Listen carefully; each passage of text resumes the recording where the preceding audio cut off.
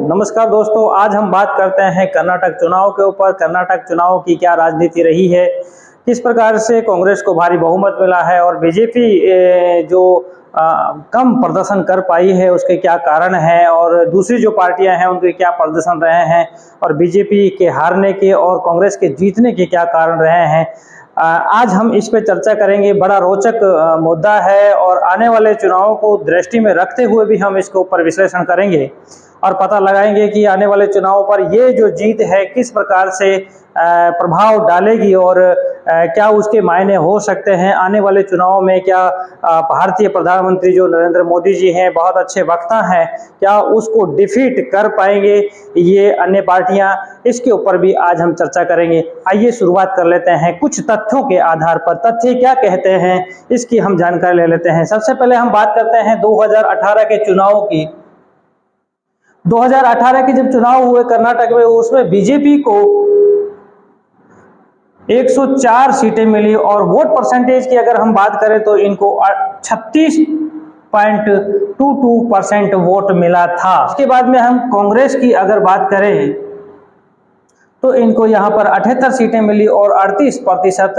Vote मिला था। मतलब बात यह है कि इनको वोट परसेंटेज ज़्यादा होने के बावजूद भी सीटें कम मिली थी। तो इसकी भी हम बात करेंगे। दूसरी हम बात कर लेते हैं जेडीएस की। जो जेडीएस जनता दल सेकुलर है, उसको यहाँ पर 37 सीटें मिली थी और 18 पॉइंट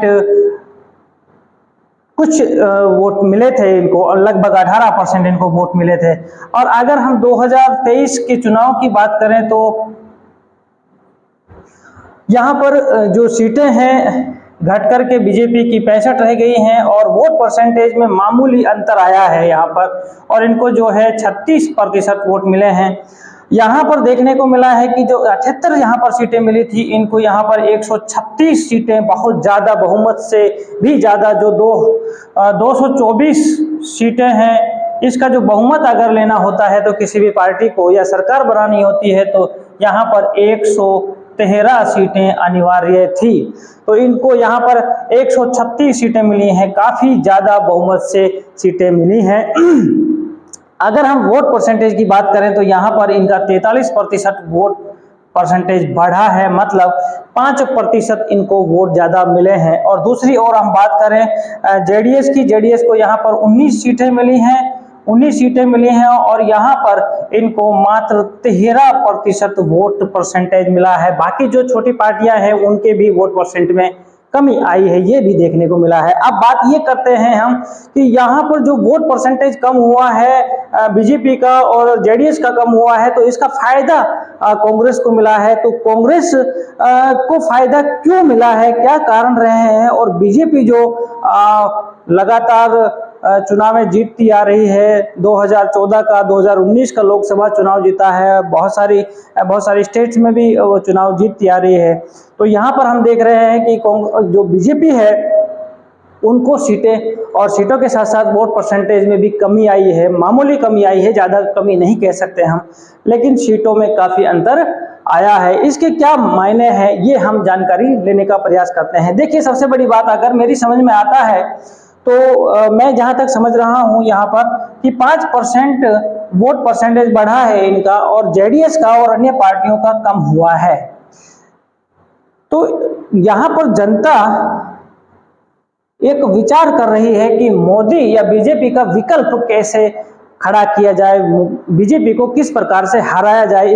इसके लिए हमें क्या करना चाहिए। जब इन्होंने देखा कि पार्टियां जो है वो अलायंस नहीं कर रही हैं, पार्टियां गठबंधन नहीं कर रही हैं, तो यहाँ पर एक चीज देखने को मिली कि जनता ने गठबंधन करके जो क्षेत्रीय पार्टियां हैं और इसके अलावा जो ऐसी पार्टियां हैं जो केवल वोट बांट करके बीजेपी को जीतने में सहायक काम कर रही थी, भूमिका निभा रही थी, तो उनको वोट कम करके इन्होंने कांग्रेस को वोट दिया है। कि कांग्रेस को ही वोट क्यों मिले, इसके क्या कारण है। देखिए, यहाँ पर बहुत बड़े कारण ये हो सकते हैं कि जैसे जनता अभी कर्नाटक चुनाव में बात कर रही है कि भारत जोड़ो यात्रा, जो राहुल गांधी जी की भारत जोड़ो यात्रा है, वो भी काफी सफल रही है। इसके अलावा अगर हम बात करें कि भारत जोड़ो यात्रा के साथ साथ और क्या कारण रहे हैं, तो वहाँ पर जो BS येडियुरप्पा जो सरकार है, जो पिछले 5 साल कार्यकाल रहा है उनका, उसमें ऐसा देखने में आया कि भ्रष्टाचार के काफ़ी मुद्दे सामने आए हैं, भ्रष्टाचार के काफ़ी आरोप भी वहाँ लगे हैं, जिसके कारण से जो एंटी इनकम्बेंसी थी वो भी प्रभावी रही है। लेकिन बात यहाँ आती है कि इनको वोट परसेंटेज में कमी नहीं आई है।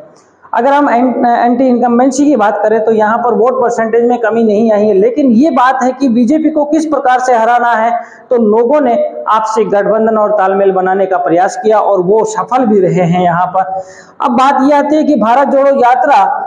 क्यों सफल रही है, इसका मैं जहाँ तक समझ रहा हूँ इसके 1-2 कारण हैं। जैसे राहुल गांधी जी का जो व्यक्तिगत रूप से किसी के घर पर जाना है या फिर व्यक्तियों से संपर्क करना है, डोर टू डोर जाना है, लोगों से बातचीत करना है, या स्कूटर पर बैठ के जाना है, या फिर बस में रेलवे स्टेशन पर बात करना है, या यूं कहा जाए कि छोटी छोटी जगहों पर भी जाकर के वह पीपल टू पीपल कनेक्ट हो रहे हैं, मतलब बातचीत कर रहे हैं लोगों से, जो कि ये देखने में आया है कि जो वर्तमान प्रधानमंत्री हैं वो ऐसा नहीं कर पा रहे हैं। चाहे सुरक्षा कारण मान लीजिए या फिर इतने बड़े पार्टी के लीडर होने के नाते वो ऐसा नहीं कर पा रहे हों जानबूझ करके, या यूं कहा जाए सुरक्षा कारणों के कारण भी नहीं कर पा रहे हों। लेकिन यहाँ पर राहुल गांधी जी ने ये चीजें समझी और ये सोचा कि बीजेपी को किस तरीके से हराया जा सकता है, क्योंकि आप देख रहे हैं कि नरेंद्र मोदी जी बहुत बड़े वक्ता हैं और अपने भाषणों से वो लोगों को आकर्षित कर लेते हैं, लेकिन लोगों को किस तरीके से कांग्रेस अपने झोले में लेके आ रही है, उसका एक कारण ये भी रहा है कि भारत जोड़ो यात्रा यहाँ पर देखने को मिली। दूसरी चीज यहाँ पर जो है महंगाई का मुद्दा भी काफी रहा है, क्योंकि अगर हम बात करें बीजेपी सरकार के अंदर तो पेट्रोल ले लीजिए, डीजल ले लीजिए, गैस ले लीजिए, या छोटी मोटी जो भी खाद्य सामग्री से संबंधित जो भी चीजें हैं उनके ऊपर जैसे GST बढ़ा देना है, तो ये एक ऐसे मुद्दे हैं जिसके कारण से बीजेपी को नुकसान हुआ है। दूसरा एक मुद्दा और उठ करके आया था, अभी अडानी के ऊपर एक आरोप लगा है कि उन्होंने बैंकों से जो लोन लिया है वो फर्जी तरीके से लिया है और बड़ा घोटाला किया है, और उस मामले को लेकर के जिस तरह से राहुल गांधी प्रोटेस्ट कर रहे थे, और उसके बाद में यहाँ देखने को मिला कि उनकी जो 2019 के अंदर जो चुनाव हुए थे उसमें देखा मोदी सरनेम के ऊपर उन्होंने कुछ बातें कही जिसके कारण से उनको संसद की सदस्यता से भी हाथ धोना पड़ा, और जिसका काफी विरोध भी हुआ है और लोगों में सहानुभूति भी देखने को मिली है, जिसका भी फायदा कांग्रेस को यहाँ पर देखने को मिला है। इसके बाद में अगर हम बात करें कि प्रियंका गांधी और राहुल गांधी जी ने भी जो भावनात्मक कार्ड खेले हैं वहां पर, चाहे वो आप शहीदों के मामले में देख लीजिए, चाहे वो अपनी दादी और पिताजी के जो शहीद होने की बात कही है, उनसे लोगों के सामने जाकर के भावनात्मक रूप से कनेक्ट होने की एक कार्ड खेला गया है, वो भी बहुत इम्पोर्टेंट हुआ है। ये भी बहुत इम्पोर्टेंट चीज है यहाँ पर। फिर एक चीज और आई है कि कांग्रेस सरकार बार बार महिलाओं को लेकर के प्रोटेस्ट कर रही है, महिलाओं के मुद्दों को लेकर के वो सरकार को घेर रही है, चाहे जंतर मंतर पर अभी पहलवान जो बैठे हुए हैं उनके मामले को लेकर के भी सरकार को घेर रही है कांग्रेस, और अन्य विपक्षी पार्टियां भी घेर रही हैं। तो इससे एक माहौल क्रिएट हुआ है कि किस तरीके से महिलाओं के प्रति असंवेदनशील सरकार है बीजेपी। तो ये भी एक मुद्दा जो है वो कर्नाटक चुनाव में देखने को मिला है। तो इस तरीके से ये बहुत सारे मुद्दे हैं जो कांग्रेस को जीतने में सहायता पहुंचा रहे थे और बीजेपी को हराने में सहायता पहुंचा रहे थे। इसके बाद में आप देखेंगे कि यहाँ पर 2023 का जो चुनाव हुआ है कर्नाटक, अब कर्नाटक के चुनाव के बाद में आगामी लोकसभा चुनाव की बात हो रही है कि क्या ये परिणाम लोकसभा चुनाव में भी देखने को मिलेंगे, क्या मोदी जी को हराने में कामयाब हो पाएंगे। तो इस तरीके से जो बात उठ रही है, लेकिन मैं आपको यहाँ बता देना चाहता हूँ कि इससे पहले राजस्थान, मध्य प्रदेश, छत्तीसगढ़, बड़े बड़े राज्यों में चुनाव है, उनके जो परिणाम है वो किस तरीके से आते हैं, और अगर उनके परिणाम सकारात्मक रहे या यूं कहा जाए कि कांग्रेस के पक्ष में रहते हैं, तो वो 2024 के चुनाव में जो लोकसभा चुनाव है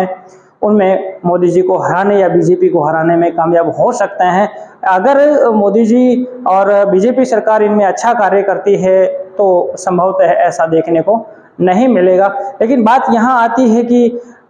जो महागठबंधन है उसकी भी बात चल रही है कि महागठबंधन होगा या नहीं होगा। लेकिन अभी अगर जिस तरीके से कांग्रेस जीत के आई है तो अभी लगता है कि जो महागठबंधन की जो अटकलें थी वो धीरे धीरे कम हो सकती हैं कि लोग गठबंधन बना रहे हैं, लोग अलायंस कर रहे हैं कि बीजेपी को किस तरीके से हराना है।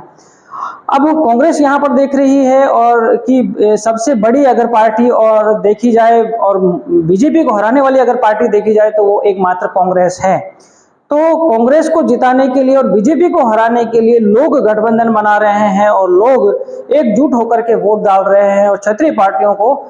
वो अभी उनको कह रहे हैं कि आप लोगों को हम अभी वोट नहीं देंगे, अभी पहले इनको हरा लेते हैं, मतलब बीजेपी को हरा लेते हैं, उसके बाद में आप लोगों को वोट करेंगे। तो इस प्रकार से लोगों की जो धारणा है वो कहीं ना कहीं कांग्रेस को समझ में आ रही है। तो हो सकता है कि गठबंधन जो 2024 के चुनाव है, आम सभा चुनाव है, उनमें देखने को नहीं मिले। तो अगर इस प्रकार से होता है तो ये आगामी रिजल्ट उस पर डिपेंड करेंगे कि लोग किस प्रकार से ये सोच रहे हैं।